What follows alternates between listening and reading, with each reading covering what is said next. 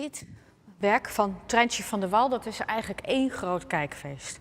En het begint een beetje in het midden. Daar zie je een bekend gebouw. Dat is de Paperclip van Karel Weber in Rotterdam. En dat is een heel groot sociaal woningbouwproject, al uit de jaren 70. En daar wonen nu allemaal buitenlandse mensen. En als je dan kijkt naar het werk, dan zie je het wel. Je ziet alle culturen, die zie je hier eigenlijk voorbij komen. Ja, en het leuke is, als je zo kijkt, dan zie je dat het langzaam overgaat in Friesland. En dat is heel grappig. Je ziet hier een sjees. En als je dan verder gaat, dan zie je ineens het Friese landschap met de kerkjes, de horizon.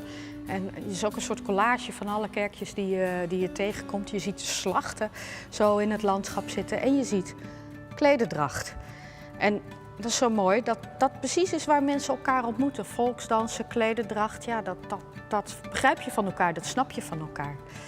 Nou, en eigenlijk is dit een hele positieve boodschap die ze heeft. Maar ja, ze wil toch ook de vrede een beetje verstoren doordat ze hier dan weer bommenwerpers heeft laten zien.